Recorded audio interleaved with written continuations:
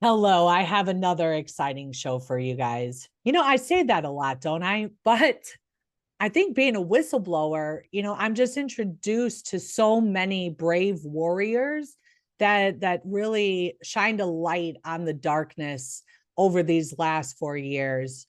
And today I have two amazing warrior pharmacists that spoke out against the narrative.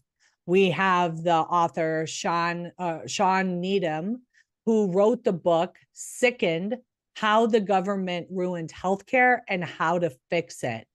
We are going to discuss that. We're going to discuss how pharmacists were weaponized throughout this process, right? How many pharmacists refused to fill doctors' orders, and they really stepped in over their lane, as well as the FDA, the NIH, the CDC. These are all bodies of government that have a specific function.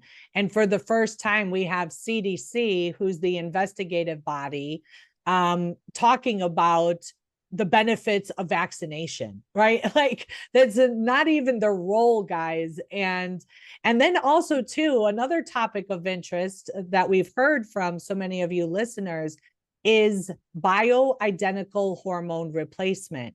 And that is for men and women. And Dr. Shawn and Janet are both well versed in these topics. So this is going to be an exciting show on Nurses Out Loud today. And remember, guys, we are here live on air 5 days a week with a different nurse host daily. 10 a.m. Eastern Standard Time with an encore at 11 p.m. Eastern Standard Time. And as always, all of our shows go to podcast.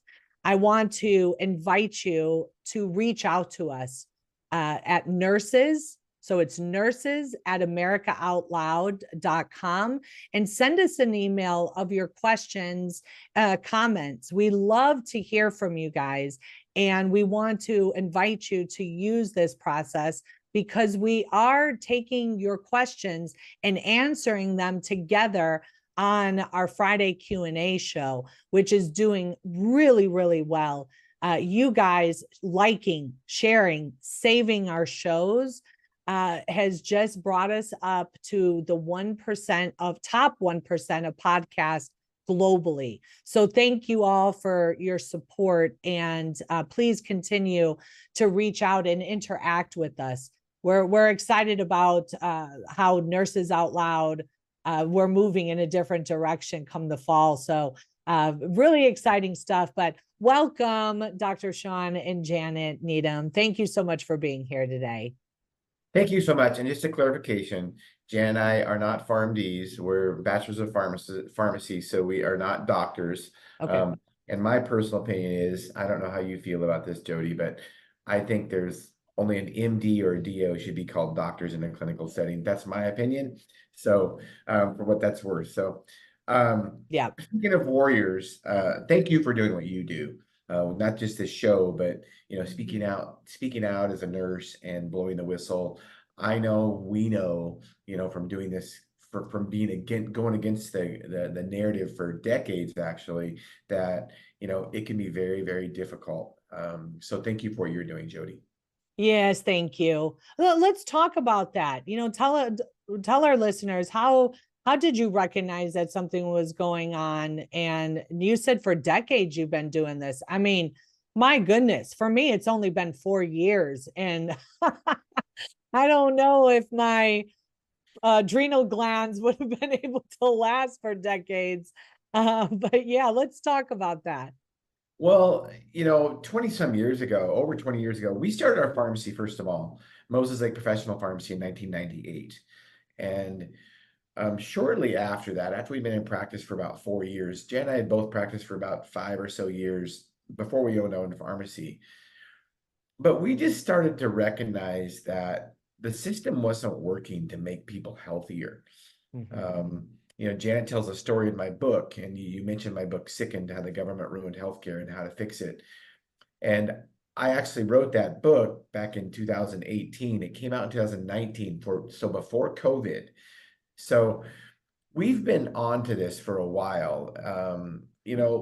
one of the things I used to, the analogy I used to use is that, we started questioning a lot of drug therapy and if it really was effective.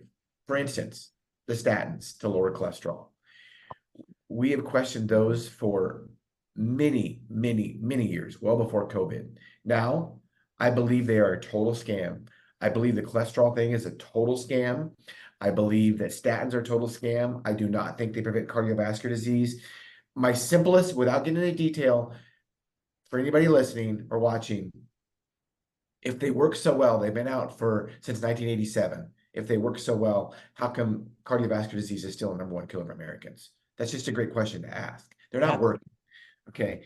So we started questioning that along with other drugs and just the drugs for type 2 diabetes and things like that. And, and then when COVID came out, it just made us realize that it made us question our entire pharmacy education. Yeah. How can you believe what we've been told by these studies of these drug companies, Janet? Well, I think when you go into healthcare, whether you're a nurse, whether you're a doctor, physical therapist, respiratory therapist, or pharmacist, we all went in, I think, with the intent that we were going to help heal people. Mhm. And the healing process was what was missing for us.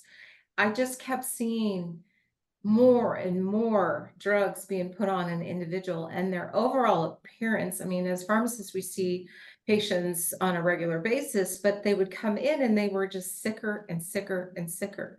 And so when you would question that, it's like, well, I don't have time to do this and my patients aren't going to listen to this. And why aren't we doing, I mean, all these things started just going off. It's like, we aren't putting our best out there for people by just giving them another Band-Aid rather than healing and helping them get to that place. And I think that's when Shawn and I started recognizing that, hey, there's something wrong with the system when our patients don't improve. I mean, obviously, if they have an infection and they, that's a short-term thing, but with chronic illnesses, I feel like we were just adding to the fire. We weren't helping put out any advice that was going to get that client to the place where they were having a quality of life, right? Yeah. And I think that's something very we're passionate about in healthcare, is that we want people to live, right?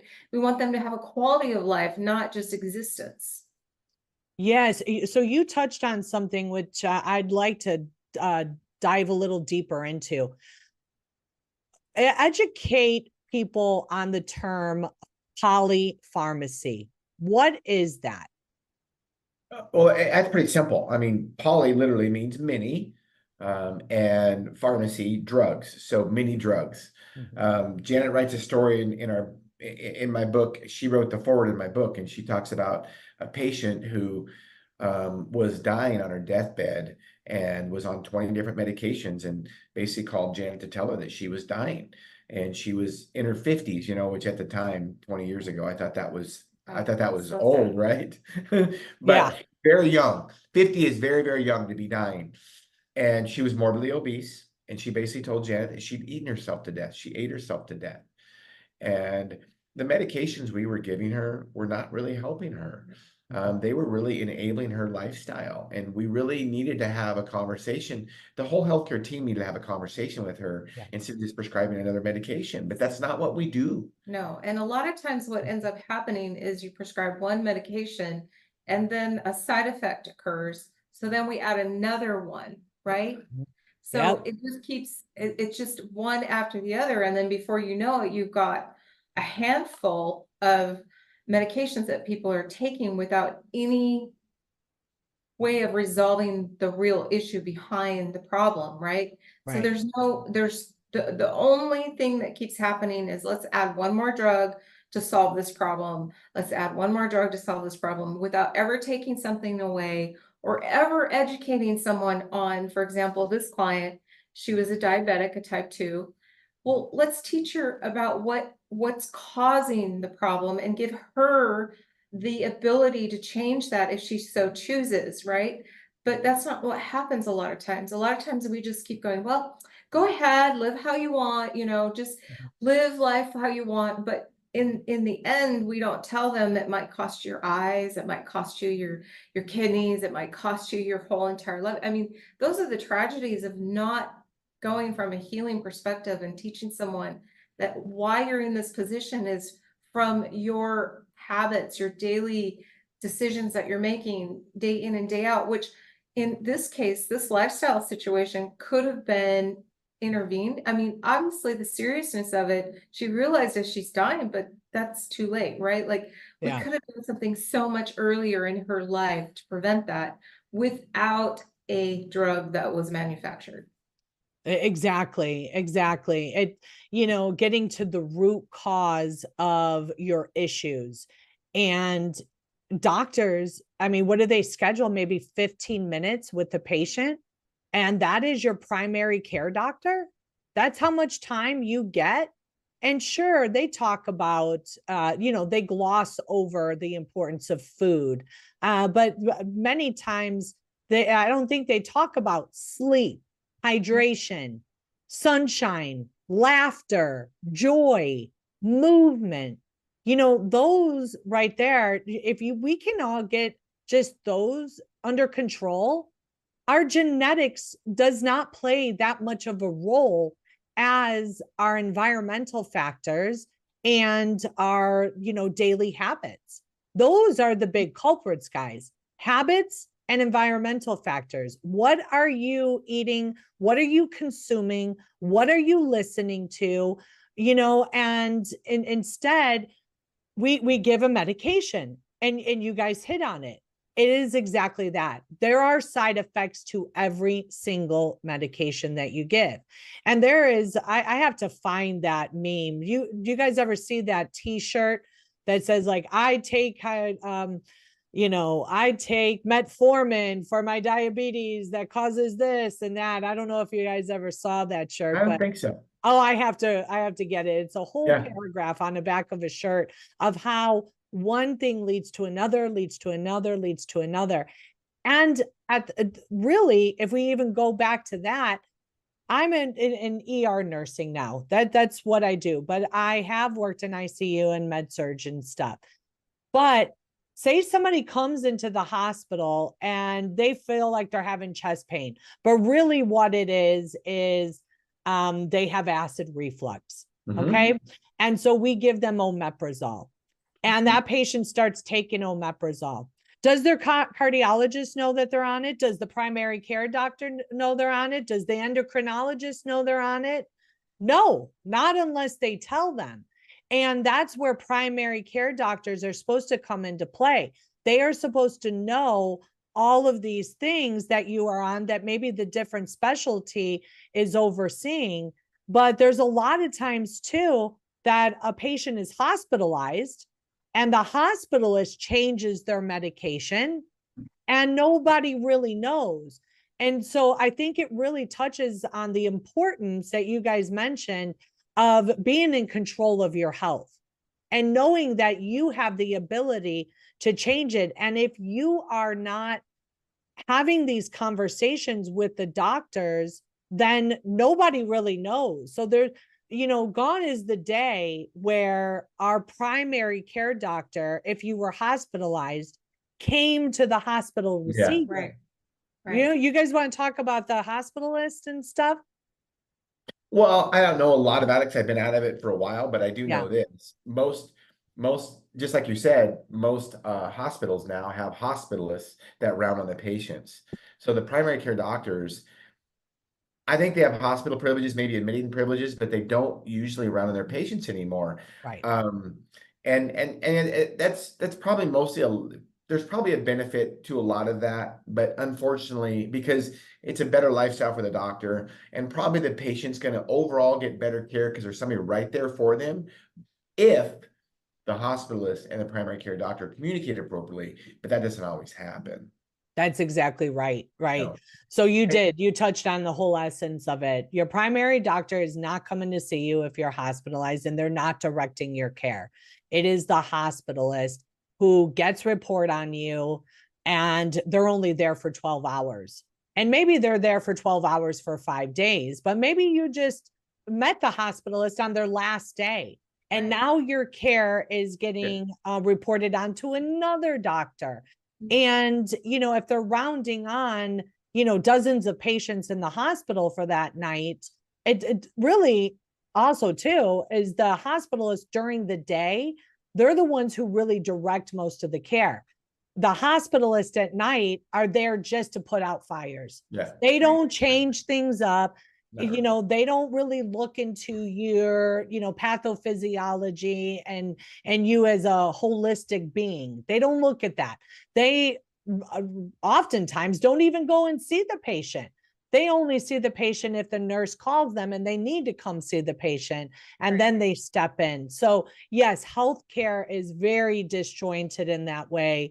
And polypharmacy is a huge issue, guys. I mean, I work triage a lot of the times in the ER. So I have to input all of the medications, and practically everyone is on an antacid. They are on a cardiac, a heart medication, right? For blood pressure, heart rate.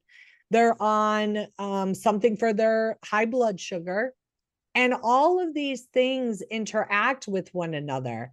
And before I forget, there is a resource that I want you guys to know about, and it's called MyTavin, MyTavin.com. And you can go to this site and input the medication that you're on, and it will tell you what nutrient deficiencies may be causing your symptoms, because a lot of it is also nutrient, our soil. You guys want to talk about that? Well, I mean, you touched on one drug, omeprazole, for heartburn, which is a very common thing for people to experience. And then they stay on that medication and it changes the absorption of your nutrients in your gut. So you have to get somebody off of that medication to, and which is so difficult if they've been on it for a long time. And then they're depriving themselves of things that they would normally get in their diet, but they can't, or even, they have to supplement. And for just to throw out women, and we kind of touched on hormones, but if you aren't absorbing your nutrients for your bones because you can't, because the pH has changed in your gut, well, now you have another problem, right? And so it's just like this vicious cycle. And the other thing that we kind of touched on with the hospitalists that I'd like to make a point of is, they treat everybody the same. Like they don't understand the difference in these logarithms that they have, that, your 20-year-old is not the same as your 60 or your 80-year-old person.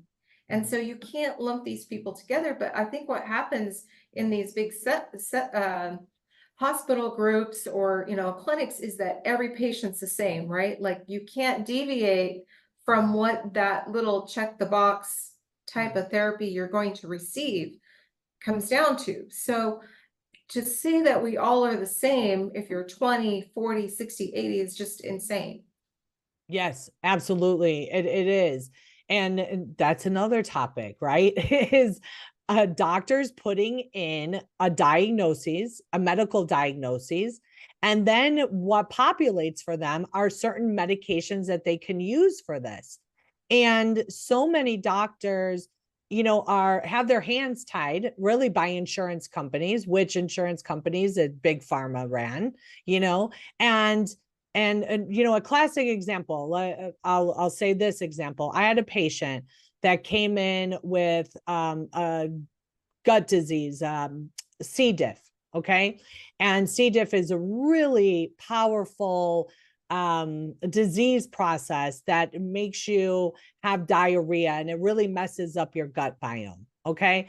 This patient came in and we put them on medications. And they were hospitalized now. So now they're hospitalized with this infection that is highly contagious.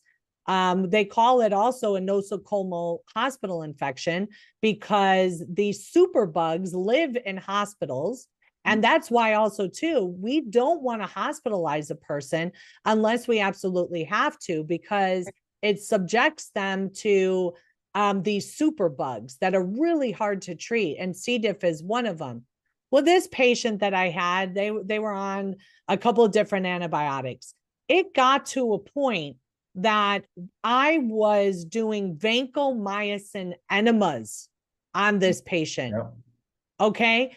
And I had worked with these types of patients before, and I knew just through my clinical practice that the the stool, I'm talking about the stool, where we put somebody's stool inside them. Bedside Fecal commode? transplant. A Yeah. fecal Fecal transplant. transplant. Oh, okay. Okay. Yes. Yeah. And I knew, so a fecal transplant is essentially somebody that lives with you. They pretty much have the same biome as you do. Okay. It's very similar.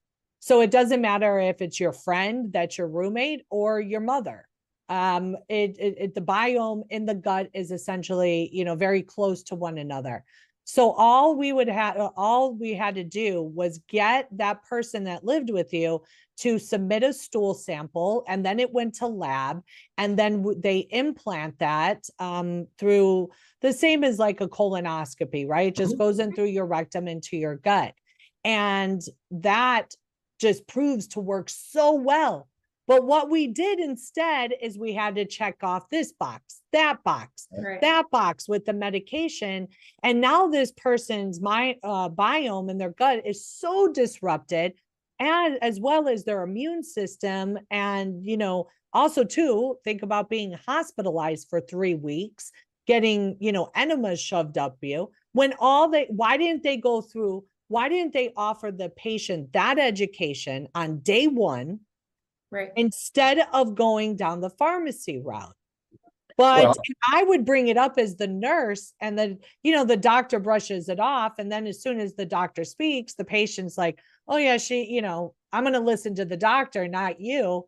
3 weeks later, the patient got it and she was out of the hospital in 2 days, Right. Well, follow the money, and you alluded to it earlier. Drug companies and insurance companies. So drug companies collude with insurance companies to create a cartel to control the healthcare industry. And, so obviously, just like you're talking about, when a diagnosis is put in, it tells you what drugs to prescribe. I mean, that is all by design. Right. I mean, these electronic medical records were designed, or not maybe designed, but with the help of drug companies, to make sure that their drugs are on that drop-down list. Those are just facts. And the insurance company plays their games with kickbacks. And, if we put your drug on formula, you'll give us this much amount of money at the end of the year, and all this stuff that would be illegal in any other industry. I mean, it's mafia, mob type tactics. And yet we let it happen in healthcare. And drug companies and insurance companies, their goal is not to make people healthier at all. Right. Their goal is to make money, period. And actually, they make money on sick patients.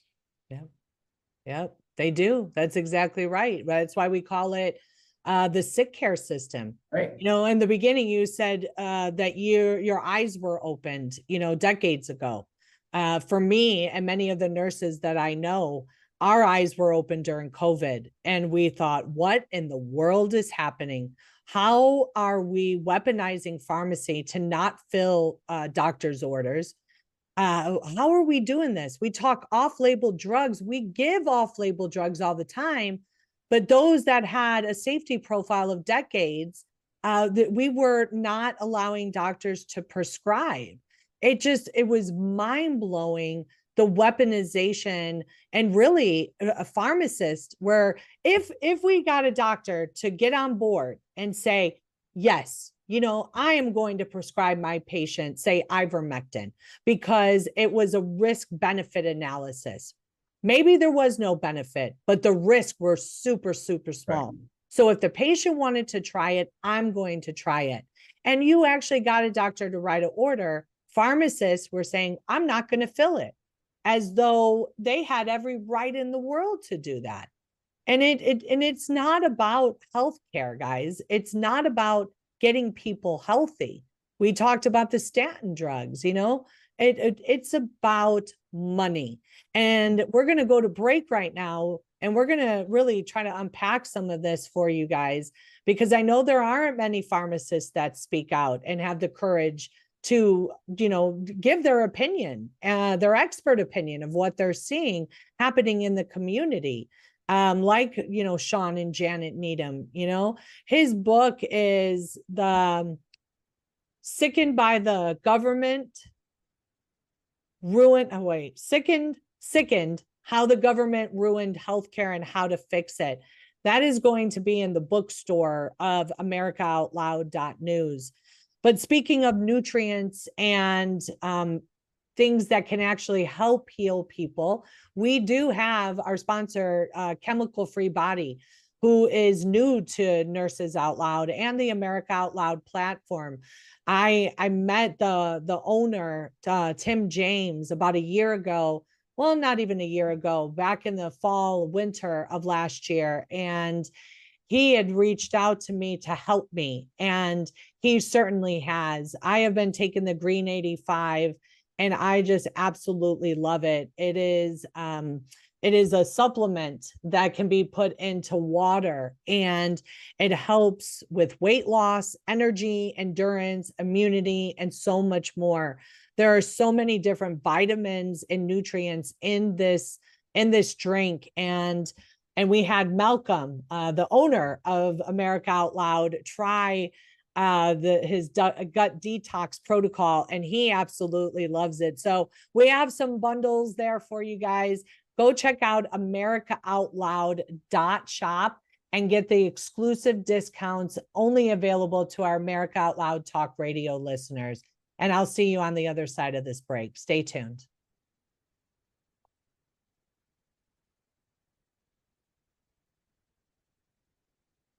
Welcome back. Thank you for joining me. I am your host, Nurse Jodi O'Malley, and I have with me two pharmacists, Shawn and Janet Needham.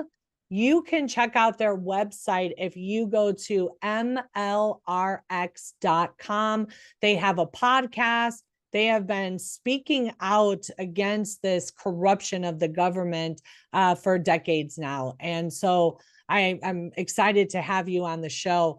I'm sitting here thinking about all that we unpacked in the first 20 minutes of this show. And really, we could have a show, an hour-long episode, at least on every single one of those topics.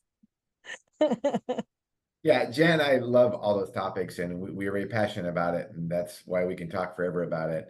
And let's go back on weaponizing pharmacists, okay? Yes. And I can talk a lot about this too. Pharmacists, I think, were used as pawns in COVID. And early on in the government-created pandemic, the Washington State Board, I think it might have been 2021. So it was about a year after it all started. The Washington State Board of Pharmacy sent all pharmacists a letter. An email letter, yeah. Right. Saying, if you see, Ivermectin is not approved for, COVID, and the FDA says this and that, and yada, yada, yada. Of course, like you said, as in the healthcare system, over 50% of all the drugs we use are not for an approved use. So we use off-label drugs all the time. Anyway, they were basically saying, if you see a doctor or practitioner prescribing ivermectin, please feel free to turn them in to the appropriate licensing board. And I mean, oh yeah, this is like, wow, right, exactly. I've got a copy of that letter somewhere. And so I will say this about the pharmacists refusing. Here's what our state, there's still people on probation or fighting for their license right now for prescribing ivermectin. And so, when you have a license, a medical license, which is given to you by the state, and they send you a threatening letter like that, in some ways, I don't blame pharmacists for not wanting to dispense it. Now, here's what I would say is that I don't think a lot of it was appropriate how the pharmacists did it, because they would do it just because the government told them to do it, and out of fear. And what I would do, because Jen and I will be honest with you, we have a compounding pharmacy and we compound hormones for men and women. So we didn't even stock ivermectin because not that we didn't believe in it. It just wasn't in our wheelhouse. We focus on hormones. But when a doctor would call me or a patient would come in about ivermectin, we got them every day. We wouldn't refuse to fill it. We would have a good conversation with them and say, look, we don't do this, but XYZ pharmacy does. This is where I would suggest that you go. Yes. Instead of just refusing to fill it, go ahead.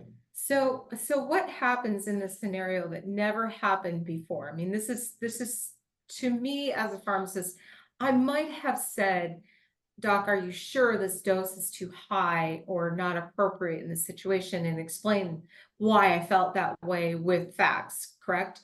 Not telling them they don't have the right to make a decision and a type of therapy between the patient and themselves. I mean, usually in the past, it was for safety reasons. It was, Right. The decimal's off, there's something off in the prescription, we need to correct it and get it appropriate for the right dosage or the right treatment, or, hey, they're on this and this interacts and this is a bad interaction, or they're really, allergic. So the reasons for not dispensing something changed. It wasn't an interaction between you as a colleague saying, hey, we need to fix this. What about this? It was just shut the door. You're not allowed to do this, which to me was strange. And the reason it was strange also is, let's talk about ivermectin. Billions of people on this earth have taken it without any safety problems. So why not, right? You just put yourself in between your doctor and patient and took out an option. So what would happen, and at least, we had people that trusted us enough, is, they would rather go online, right? They go down this black hole and say, I'm going to order this off the web or whatever. So at least we could have the conversation is, Idaho was open, Montana was open for us. So we just said, hey, these people can help you. Please go to them. They will honor what your doctor has written. And I feel confident that what you are receiving is not something that China sent you or India sent you, and you have no idea what it is. I trust this pharmacy. I trust this doctor. I trust, let's put you in a safe place.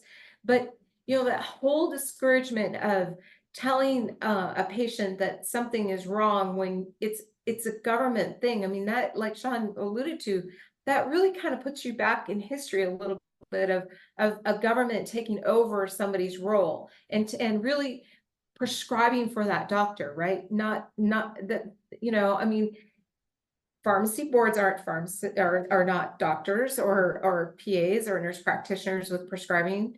I mean, some pharmacists might have that, but you put yourself in a different role. And I really feel that just blew a lot of trust with their clients and patients. And, so now who do we trust? Where do we go? And I think, just to piggyback off that, I still think that pharmacists should have a right to refuse a prescription. And let me give you an example. But I don't think it should be just because it's not FDA approved. Let me give you an example. Being a compound pharmacy, we get calls from hospices quite often saying they want us to make a cocktail for assisted suicide.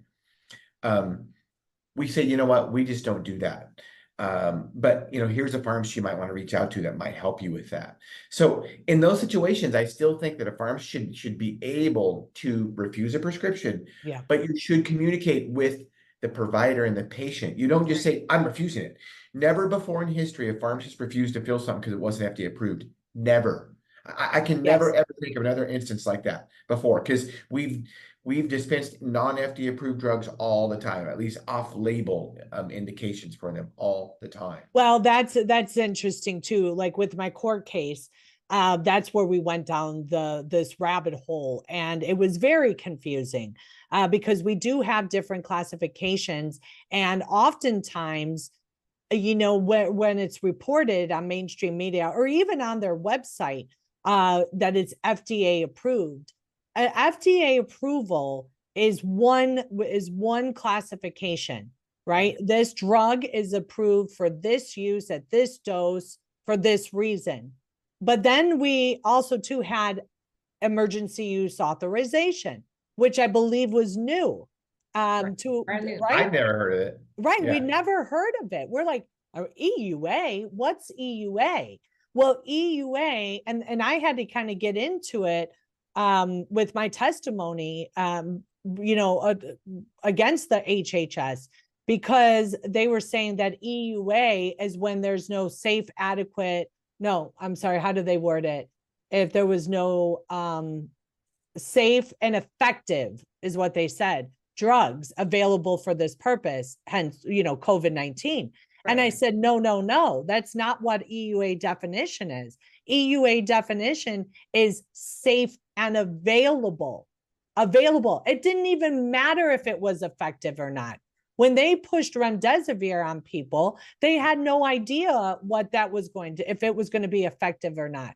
It was just an ability to usher in this investigational drug, that, and I'm not going to get into the whole history of it, but it was for the purposes that the government wanted it to be. And that was for that drug, remdesivir, to be in every hospital, and, be adopted under this blanket COVID protocol. And in order to incentivize its use, we had the national COVID NC TAP program that said, if you use this drug, we are going to give you a bonus payout of 20% on total hospital admission. Now, you think about it. We came at a time where hospitals were told to shut down their surgery department. And the only people that we were going to actively treat were those that were actively dying, like a heart attack or a stroke. But everything else, those people that had a blockage in their heart, no, that was halted. So you have pharmacists, or you have hospitals where their major money earner is surgery, shut down for a while. And then in order to get them on board to do it, they said, hey, we're going to come out with this incentivized payment structure that you are going to use this one and only drug. And also too, there was no written policy against the use of ivermectin for off-label use at all. It was word of mouth that said, if you use this, you are going to get fired. Just like that letter that you guys received that said, hey, if you hear of people using this, report them to their medical board. And it's just like, wow. Well, it took it, and it's still a battle for some of these prescribers. And some of the prescribers we know quite well, their patients didn't die. Yeah. So to me, weaponizing this and coming after someone when outcomes were good has to say something about the fact of what's behind some of this. Because if you think about it, if the patient agreed to it and the physician agreed to it and their patient survived and did well, what's the problem? Exactly. I know. I mean, you wouldn't believe it unless you know the details. I mean, the corruption, the money involved, it's almost unbelievable. Yeah. Unbelievable. And things is, I write about it in my book. One of the things that we can't trust the healthcare system to take care of us. Mm-hmm. Now, unfortunately, there's just like you as an ER nurse, there are people that get in a car wreck or whatever. We need to go to the hospital. Mm-hmm. But for most chronic diseases, you can change those. You can reverse those by changing your lifestyle. So our first step solution in my book is to educate and empower individuals to take charge of their own health. Mm-hmm. Don't put your health in the hand of another person, and especially not the government, because they do not have your best interest in mind. And most all healthcare, let's just face it, most all healthcare in the nation is run by the government. Yeah. Almost all hospitals that I know of take government funding. So Medicare and Medicaid is over 70 to 80% of their funding. So guess what? They are controlled by the government, period. And just like you said, the hospitals say, well, we'll give you 20% more reimbursement if you do remdesivir. Okay, we're on. Yeah. And that comes straight from the federal government. Right. Right. It's maddening. You know, I want to talk about off-label use real quick. And then I want to close out the show with bioidentical hormone replacement, because I know a lot of people suffer from, you know, the changes. And I think a lot of it, well, I'll let you guys talk about it and I'll give my opinion in on it. But okay, off-label use. It was very easy for doctors to see the safety profile of ivermectin and know that it has antiviral, anti-inflammatory benefits to this drug. And because it's been out for decades, we have a safety profile on it. Actually, they've shown that less people die from ivermectin than Tylenol. Okay. And those were facts. Now we have doctors wanting to give it off-label use. We had pharmacy, you know, being weaponized. We also had the medical licensing boards, nursing boards being weaponized to, you know, deter people from even talking about it, which is so unethical to do. But we have drugs like off-label use. I'm going to use Benadryl. Benadryl is an antihistamine. It is given when the immune system is being overwhelmed and you have rashes or anaphylaxis or swelling tongues or hives, right? That's what its use was. But we also give it for sleep, because we know that a side effect of Benadryl is drowsiness. So oftentimes in the hospital, instead of putting them on like trazodone, which is a pretty heavy duty sleep drug, we'll give them Benadryl. So let's just talk real quickly about off-label use drugs. That is a thing. Oh, it's a thing all the time. Now, I do think, my guess is, I don't know this for sure, Jodi, but my guess is that diphenhydramine, the active ingredient in Benadryl, is probably labeled for sleep now, because the over-the-counter sleep medications have it in it. So in order for them to sell it, they would probably have to, it would have to be FDA approved. So that's probably FDA approved, but it was used for sleep way before it was FDA approved. Yeah. Here's a good example. Neurontin. Neurontin was a drug that was originally prescribed. The generic name is gabapentin. It was originally prescribed for seizures. And they realized that in order for it to work for seizures, it had to be in huge doses, and they had these really bad side effects. But they also noticed that when they were doing this for seizures, that it helped people's pain get better. So neuropathic pain. So doctors started using gabapentin for neuropathic pain. It was not FDA approved. I don't think it's still FDA approved for it. It might be now, but they started using it for neuropathic pain because that's what it was working for, in a lower dose than for seizures. Yeah. So that's a good example. Here's another example, is that, you know, just because a drug is not approved by the FDA does not mean it's not effective. Let me give you some examples. Codeine. Codeine is not FDA approved. It was around before the FDA. It was grandfathered in. Does codeine work for pain? For most patients, there's certain patients that don't respond. For most patients, codeine works. Absolutely. Another one would be that was grandfathered in would be Lasix. Lasix is FDA approved for hypertension. Right. But what do we use it for, Jodi? Diuretic. All the time. Yeah. We use it for diuretic and for CHF, right? Yes.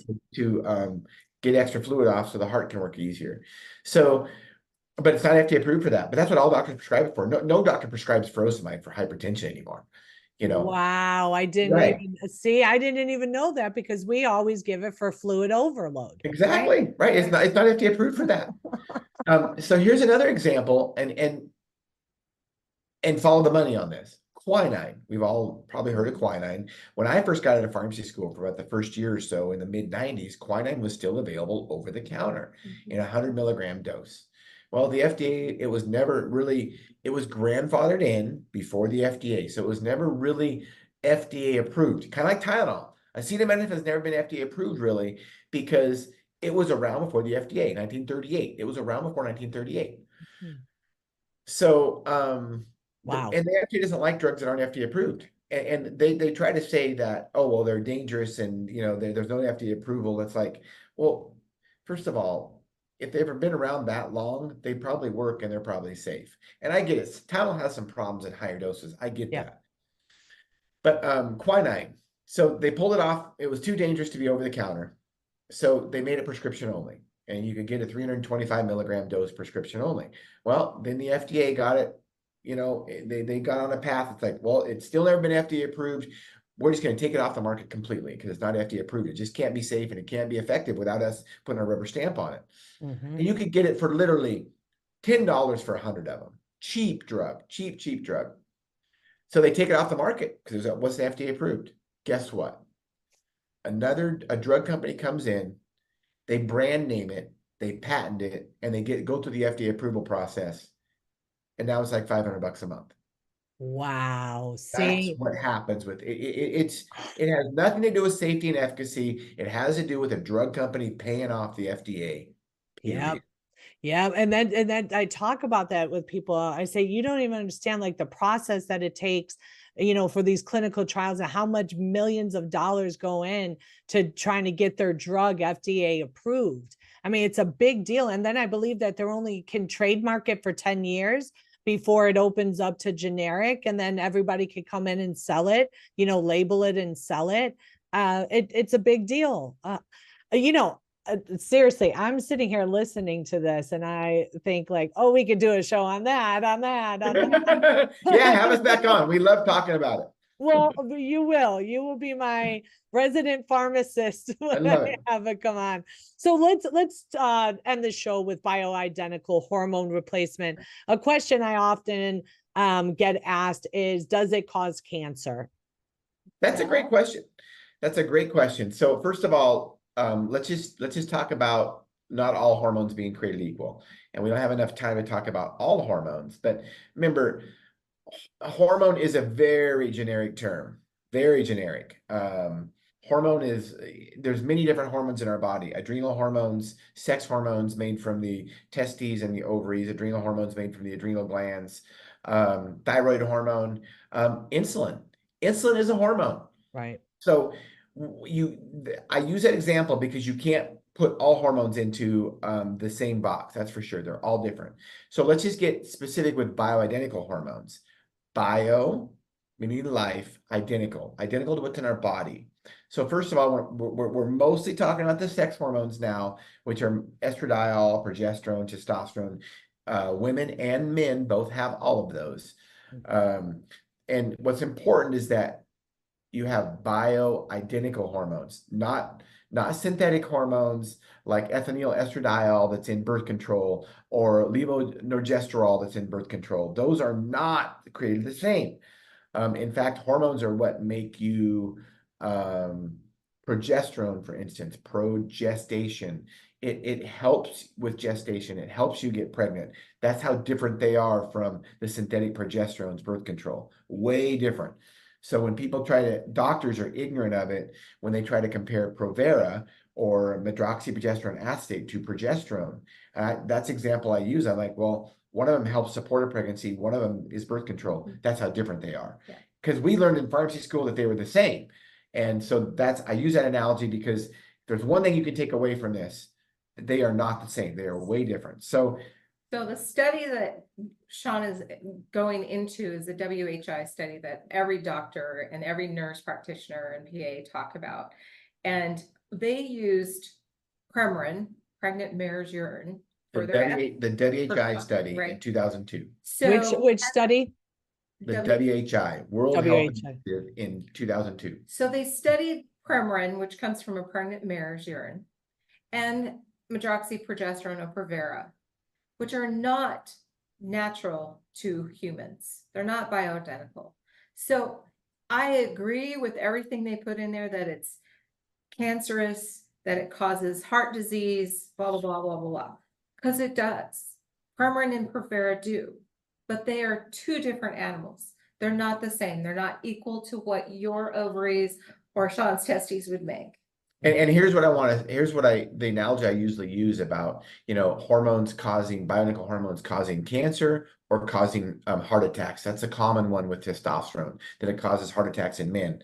Okay, then how come 19-year-old men don't get heart attacks? That's when their testosterone's the highest. It's when we're 19 and they're not dying of heart attacks. Usually 70-year-old men do, that have low testosterone. So that doesn't figure. Association does not prove causation. Same thing with women. So when do most women get breast cancer? Not in their 20s when their hormones are raging, not when they're pregnant, when their hormones are super, super high. They get them in their, post-menopause, when the hormones are pre-menopause, perimenopause, when the hormones are going like this, or they're post-menopause. So those are the simplest rational statements I talk about when it comes to hormones causing cancer or heart attacks. If they did, then that means young men and women would be dying. Yeah, that's a good point. Real good point. So what, I've heard other women talk about wild yam. That's is that a common one that people are using? Well, that is one of the sources for our hormones. So it's a natural source. It's just that you would have to consume so much sometimes just to get the response that you would need. It might be appropriate maybe early on in someone's life. I mean, there used to be some creams with wild yam and progesterone that was maybe sufficient. But when we're talking perimenopause or menopausal, or even for androgens for men, you just could not consume that in a viable way without going down the road of having, a prescription. You just don't have it's just not concentrated enough. Right. You'd have to consume way too much. So your specialty is hormones. So if That's someone right. is interested in learning more about hormones, where can they find you? Well, the best place would go to our YouTube site, where we have over 2,500 educational videos. So go to mlrx.com, and there's a link to our YouTube site with all those videos on there about all kinds of hormones. And here's what I want to say about hormones is that, when we already talked about some disease states earlier with hypertension and diabetes, but if your hormones are optimized, so many things that we treat with traditional pharmaceuticals: depression, erectile dysfunction, weight gain, osteoporosis, vaginal dryness, urinary incontinence, urinary tract infections, all those things we treat with these other drugs.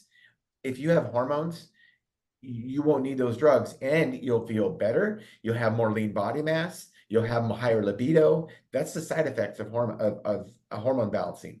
Yes, a good friend of mine who is a fighter in this fight, another whistleblower. She talks about, I spoke with her. I said, get on some bioidentical hormones. I said, I swear it's the government thinking that, women need to suffer, because it's more women, that we notice these outward signs and stuff, we're the crazy ones. And she did. And actually her husband got on them too. And she said, oh my gosh. She said, it's like we're teenagers again. Oh, yeah. We are happy. We are having a full sex life. Like everything changes. And it's great, guys. I just love this show. And I am so blessed to be connected with people like you guys, to share this information out with people, for them to just have a jumping off point to do their research.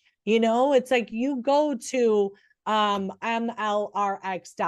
go check out their website, check out the videos. They've put decades of time and research into this to educate and empower you guys. So start there. Send us a question here on Nurses Out Loud if you have any questions for us. I will certainly love to bring Shawn and Janet back on. And have another conversation. There's so many. I mean, when I'm ready to talk about the trial that I just went with HHS, I'm definitely going to have you guys back and really unpack that for the listeners, because it essentially was a trial of ethics versus protocol.